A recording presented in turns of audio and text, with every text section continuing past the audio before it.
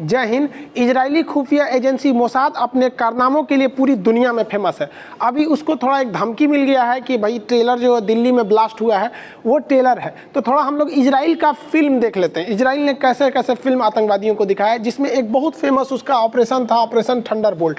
इसमें क्या हुआ था कि इजराइल का कुछ पैसेंजर को अगवा कर लिया गया। तेल अवीव से एक जहाज उड़ान भरी थी जो फ्रांस की राजधानी पेरिस जा रही थी, लेकिन जब वो एथेंस से उड़ान भरी एक बार फ्यूल भर के ड्रॉप करके, तो उसे हाईजैकरों ने हाईजैक कर लिया और इन हाईजैकरों ने उन्हें हाईजैक करके वापस ये इसे लीबिया की ओर लेके गए थे सब। अब ये लोग लीबिया क्यों ले गए थे? तो भाई देखिए, यहाँ से ये उड़ान भरी थी एथेंस से, इसको घुमा के ये लोग लीबिया लाए। लोग लीबिया में ये लोग पेट्रोल भर लिए, फ्यूल उसका भर लिए।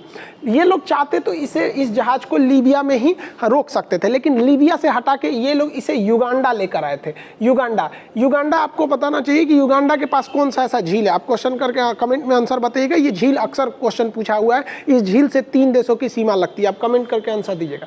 तो ये जो है युगांडा लेके आ गए थे। लीबिया में इसलिए नहीं रखे क्योंकि इजराइल से लीबिया काफ़ी करीब है। इजराइल यहाँ पे मिस्र पार करेगा तो लीबिया आ जाएगा, तो यहाँ पर हमला हो सकता था, इजराइल वहाँ हमला कर सकता था। दूसरा एक और रीजन है कि लीबिया पेट्रोल बहुत देशों को बेचता है, तो जब बेचता है तो बहुत देशों से रिलेशन भी है, तो उसके दबाव में ये यहाँ पर कुछ खास आतंकवादियों की मदद नहीं कर सकते थे। इसलिए इनको लिए सबसे बेहतरीन जगह था युगांडा अफ्रीका के बीच में था और यहाँ के जितने देश थे वो इजराइल से नफरत करते थे, इसलिए यहाँ पे आ सकता है। और ये इजराइल से 4000 किलोमीटर दूर था। इसका मतलब ये हुआ कि अगर इजराइल यहाँ हमला करने के लिए सोचता है तो उसे 4000 किलोमीटर आना पड़ेगा, फिर 4000 किलोमीटर जाना पड़ेगा, यानी 8000 किलोमीटर की दूरी।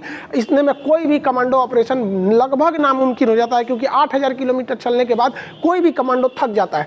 लेकिन यहाँ जैसे ये लोग अभी युगांडा लेके गए, युगांडा इनके लिए सबसे अच्छा इसलिए था क्योंकि युगांडा का उस समय सैनिक तानाशाह जो था इती अमीन था। ये इती अमीन इजराइल का पहले दोस्त था, लेकिन ये इजराइल से एक फाइटर जहाज खरीदना चाहता था, जिसको इजराइल ने मना कर दिया था, जिस वजह से ये इजराइल से बदला लेना चाहता था।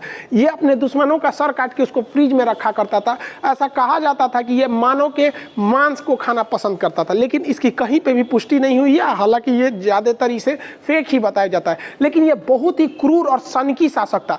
इसका आँख, नाक, कान, मतलब एकदम समझिए कि देख रहे हैं इसको, अजीब टाइप का है। यहाँ पर इसको तो भारत में देख के अगुआ भाग जाएगा यहाँ पर, तो इतना अजीब टाइप का है ये, उतना ही ये क्रूर था। तो जब ये युगांडा में प्लेन हाईजैक हुई थी, लैंड किया गया था, तो ये युगांडा के उन हाईजैकर्स के पास मिलने चला गया और मिलने के बाद ये अफ्रीकी एकता संगठन की बैठक उस समय मॉरिशस हो रही थी, तो ये युगांडा से चला गया था मॉरिशस और इसने अपने सैनिकों को उन आतंकवादियों की सुरक्षा में लगा दिया जिन आतंकवादियों ने प्लेन को हाईजैक करके लाए थे। प्लेन को हाईजैक करके ये लोग एंतवे एयरपोर्ट पर लाए, युगांडा के एंतवे एयरपोर्ट पर। एंतवे एयरपोर्ट पर जैसे लैंड किया गया तो यहाँ पहले से आतंकवादी बैठे थे। जो 4 आतंकवादी वहां चढ़े थे, जहाज को हाईजैक किए, उसमें 2 फिलिस्तीनियन थे और 2 जर्मन आतंकवादी थे। अब आप कहेंगे कि जर्मन आतंकवादी और फिलिस्तीनी का मतलब क्या? देखिए, फिलिस्तीन भी इजराइल से नफरत करता है और जर्मनी में जो यहूदियों के लिए तो सबसे खतरनाक जर्मनी ने ही किया था, तो दोनों का कॉमन दुश्मन था। इसलिए वो 4 हाईजैक करके आए थे और 5 यहाँ पहले से वेट कर रहे थे। इसका मतलब ये था कि युगांडा इनके लिए पूरी तरह से प्ली प्राण जगह था युगांडा में। अब जब यहाँ लैंड किया गया तो इन लोगों ने सबसे पहले क्या किया कि जो यहूदी थे, यहूदियों को ये लोग अलग रखते गए, अलग कमरे में रख दिए और बाकी जो अन्य देश के नागरिक थे उन्हें अलग कमरे में रख दिए।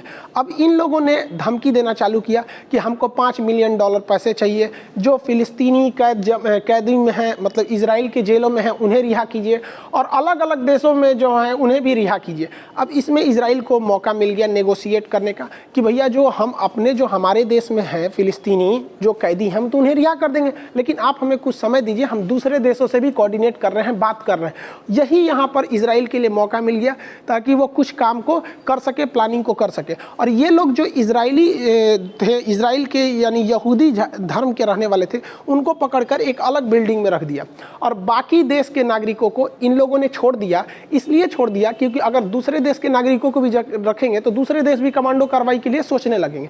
इसलिए आतंकवादियों ने तो दिमाग लगाया ये सोच के कि बाकी देश को छोड़ देंगे तो बाकी देश कहेगा हमको क्या मतलब है दूसरे के चक्कर में पड़ने का। लेकिन यही इन लोगों से सबसे बड़ी गलती हो गई। जैसे ये इन लोगों को छोड़े तो यहाँ ये लोग प्लानिंग कर रहे थे कि वहाँ पर हमला करने के लिए। आतंकवादियों को लग रहा था कि ये लोग नेगोशिएट कर रहे हैं, लेकिन इसके यहाँ वार रूम में पूरी तरह से लड़ाई की तैयारी हो रही थी। मोसाद को इसकी जिम्मेदारी सौंप दी गई थी कि भैया तुमको कैसे भी करके इसको बचाना है। तो जैसे आतंकवादियों ने जिन लोगों को छोड़ा था तो मोसाद के पास युगांडा के एंतेवे एयरपोर्ट की कोई जानकारी नहीं थी कि उन्हें कहाँ रखा गया है। लेकिन जब ये लोग बंधक वापस आए थे, जो अन्य देश के नागरिक थे, उन्होंने बता दिया कि वो लोग जो हैं वो क्या किए हैं, जो यहूदी हॉस्टेज हैं यानी जो बंधक बनाए गए हैं, उन्हें रनवे से 2 किलोमीटर दूर एक दूसरी बिल्डिंग में रख दिया गया। ये बहुत ही काम की न्यूज़ हो गई मोसाद के लिए। और इसके लिए सबसे अच्छा काम ये हो गया कि जो एंतेवे एयरपोर्ट है उसे बनाने का काम एक इजरायली कंपनी ने किया था। और ये इजरायली कंपनी के पास पूरी तरह से नक्शा था कि एंतेवे एयरपोर्ट कैसे है, पुराना वाला जो टर्मिनल है जो 2 किलोमीटर दूरी पर है उसका रास्ता कैसे है। तो इसका मतलब ये था कि अब इजरायली कमांडो जो मोसाद के थे, इन लोग के पास पूरी तरह से इनपुट आ गया था।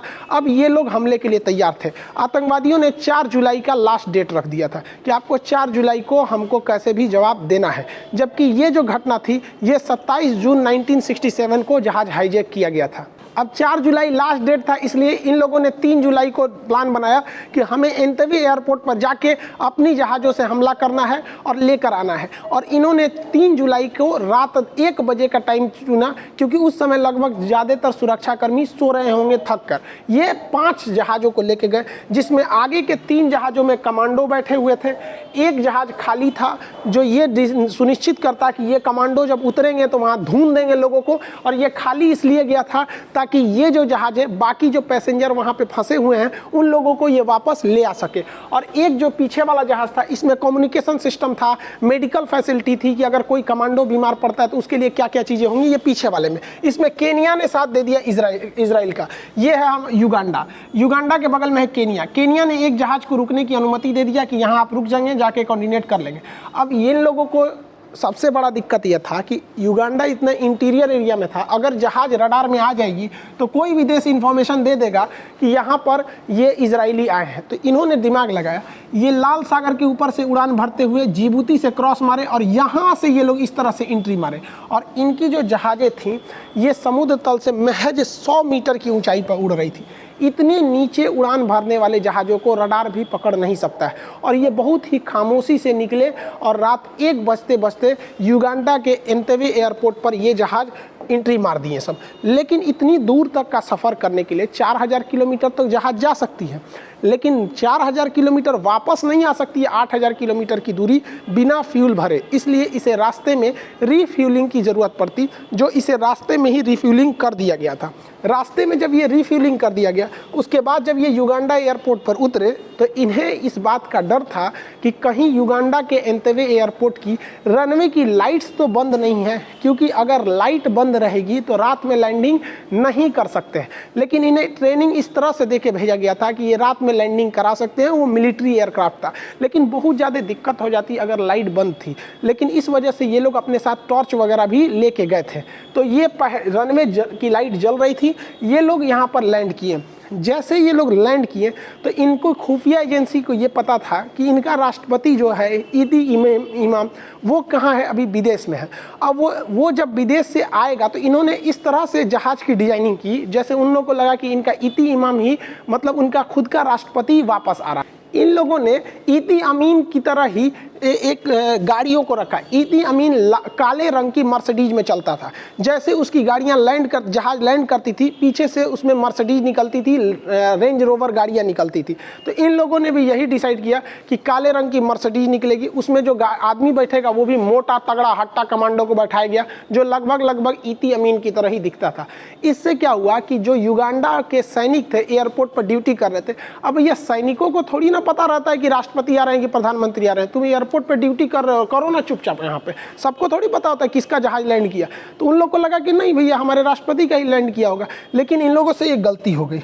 लैंड रोवर जो गाड़ियाँ थी इसमें तो कमांडो भरे थे, लेकिन जो ब्लैक कलर की मर्सिडीज थी ये जो ईदी अमीन यूज करता था, कुछ ही महीने पहले ईदी अमीन ने ब्लैक कलर से चेंज करके वाइट कलर की मर्सिडीज ले लिया था। अब इससे एक कमांडो को शक हो गया जो वहाँ पर एयरपोर्ट पे ड्यूटी कर रहा था, उसने लगा इस पर गोली चलाने के लिए। तो ये लोग भी भाई साहब तैयार बैठे थे, इनके पिस्टल्स में साइलेंसर लगे थे जो आवाज़ नहीं करते थे। 3 गोली मारा, भेजा में उड़ गया, वहाँ पर सन्नाटा हो गया। और ये लोग क्या किए, लैंड जैसे ये सब मार धाड़ चालू हुआ तो वहाँ पर सबसे पहले एयरपोर्ट जो था उसकी लाइट्स बंद कर दी गई। तो एक जहाज़ तो लैंड कर गया था, लाइट जैसे बंद कर दी गई तो इसमें से कमांडो निकले, कुछ कमांडो अपनी पोजीशन ले लिए और कुछ कमांडो जो थे, रनवे की लाइट्स जो बंद हो गई थी तो इसको चालू कैसे किया जाए, तो चालू कैसे करेंगे, तो ये लोग अपने लिए बहुत हाई पावर का टॉर्च लेके गए थे जो रनवे के साइड में जला दिए, जिससे कि बाकी के जो जहाज़ थे 3 जहाज़ वो भी लैंड कर गए।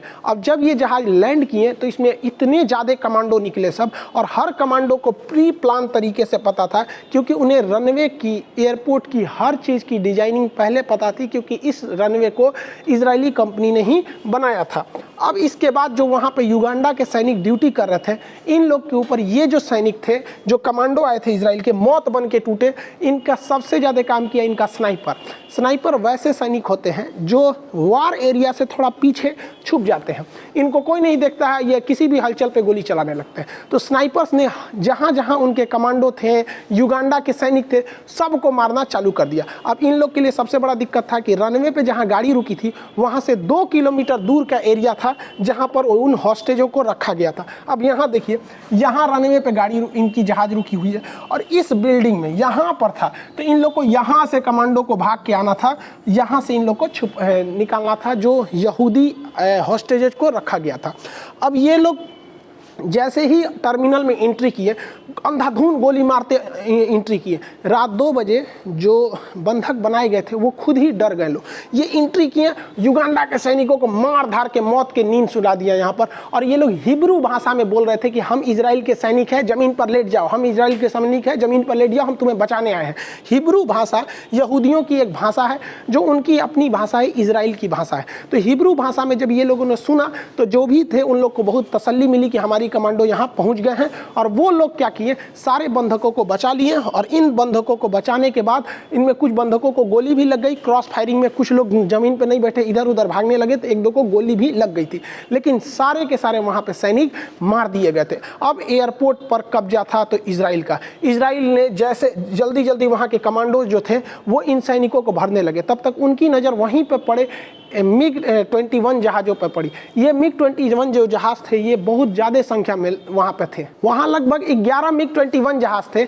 जो ये MiG-21 जहाज़ इन इजरायली कमांडो के लिए यमदूत साबित होते, क्योंकि अगर ये कमांडो ऑपरेशन ख़त्म करके वापस जाते तो इनके पास हरकुलियस जहाज़ था जो ट्रांसपोर्ट जहाज़ था, बहुत तेज नहीं भाग सकता था। पीछे से जब युगांडा की एयरफोर्स आती तो वो इन्हें रास्ते में मार के ख़त्म कर सकती थी, इनके ऑपरेशन का कोई मतलब ही नहीं बनता। इसलिए ये लोग हैंड ग्रेनेड और ब्लास्ट से बम लगाकर इस पूरे के पूरे यहाँ पर MiG-21 जहाज़ों के पूरे स्क्वाड्रन को ही तबाह कर दिया। और इसके बाद ये लोग सारे जितने वहाँ पर बंदी बनाए गए थे उनको वो जो एक्स्ट्रा चौथा जहाज़ था जो खाली लाए थे लोग, उसमें ये लोग भरना चालू किए थे लोग। और सारे हॉस्टेजेस को इन जहाज़ों में भरकर और इनको जल्दी जल्दी मैसेज भेज दिया गया इजराइल में कि हम लोग इन्हें क्या कर रहे हैं, अब जहाज़ों में भर रहे हैं, हम यहाँ से निकलेंगे। इस पूरे ऑपरेशन की ग्राउंड कंट्रोलिंग थी योनातान नेतन्याहू के पास। योनातान नेतन्याहू पूरे मिशन को वहाँ ग्राउंड पर कंट्रोल कर रहे थे। वो सारे हॉस्टेजेस को, सारे जितने बंधक थे उनको जल्दी जल्दी जहाज़ में बैठाएं, अपने एक एक सिपाही को, अपने एक एक अफसर को जहाज़ में बैठाएं। और सबसे लास्ट में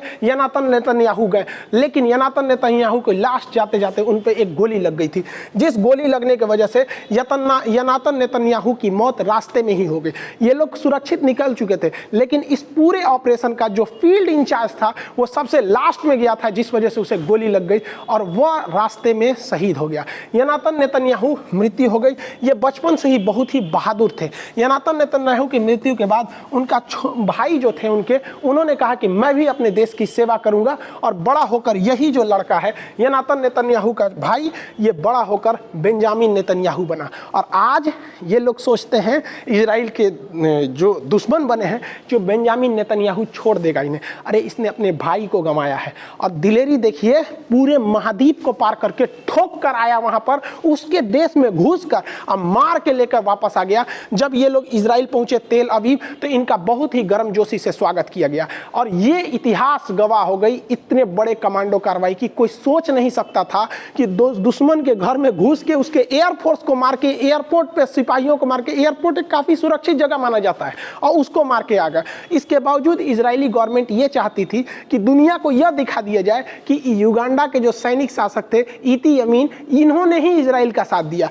तो इन्होंने क्या किया, वहाँ के शासक जो थे इती अमीन, इनको फ़ोन किया कि हम आपका बहुत धन्यवाद देते हैं। तो इस तो ओवर कॉन्फिडेंस में था इती अमीन, इसको लगा कि धन्यवाद देते हैं मतलब कि हमसे कोऑर्डिनेशन की उम्मीद कर रहे हैं। तो इन्होंने कहा सुनो, एक काम करो, जो आतंकवादी कर रहे हैं बात मान लो, तुम्हारे पास और कोई रास्ता नहीं है। अरे मौका तोरा पता है, तुम्हारी रहते हुए तुम्हारे एयरफोर्स को धो के चल गया है सब, वो लौट गया है सब, और वहाँ से फ़ोन कर रहा है। इसके जो अफसर थे, जो इनके कमांडर थे, जिनकी ये जिम्मेदारी थी कि आतंकवादियों को सुरक्षा देना है, इजराइल के बंधकों को बंधक बना के रखना है, सब मर चुके थे।